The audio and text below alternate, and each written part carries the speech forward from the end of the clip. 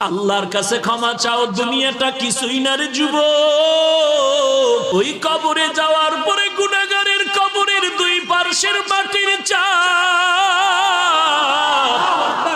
পাজরের হাড় চুরমার হয়ে যাবে। একটা নয়, দুটো নয়, 70 থেকে 99টা সাপের কামড়।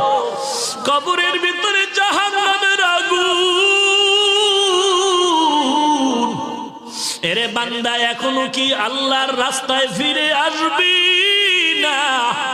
আল্লাহ দেখায় দেয় দুনিয়ার বিল্ডিং এর আগুনে কত যুবকের লাশ, আর চিৎকারের আওয়াজ, বাঁচাও বাঁচাও। একটু চিন্তা করে দেখ, যখন আগুন লাগছিল শরীরের মধ্যে তখন ওদের কেমন লাগছিল, অবস্থাটা কেমন হয়েছিল। ওরা যখন আগুনের মধ্যে সবাই জানালা দিয়া হাত দিয়া কয়, কে আছো, আমাদের বাঁচাও। আমাদের ডানে আগুন, বামে আগুন, চতুর্দিকে আগুন। এই দুনিয়ার আগুন থেকে হাজার হাজার হাজার তাপের মাত্রার আগুন হবে জাহান্নামের আগুন। এরে যুবক, পায়ে হাত রেখে বলি, পাও দুটা আগাইয়া দাও।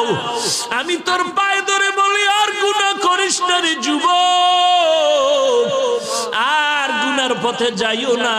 নামাজ পড়ো, পর্দা করো, মা বাবার খেদমত করো, আল্লাহ ওয়ালাদের দোয়া নিয়ে চলো। আল্লাহর কাছে ক্ষমা চাও, দুনিয়াটা কিছুই না রে যুবক।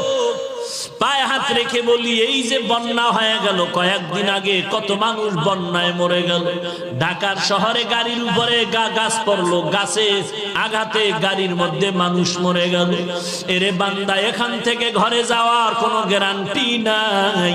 আবার রাত্রেবেলা ঘুমাবি, ভোরবেলা উঠার কোনো গ্যারান্টি নাই। পায়ে হাত রেখে বলি, রে বাবা, তোর মতো যুবক স্কুলে পড়ে নামাজ ছাড়ে না, তুমি কেন পারবা না? তোমার মতো যুবক চাকরি করে নামাজ ছাড়ে না, তুমি কেন পারবা না? কিসের বাহাদুরি করো? কিছুই না।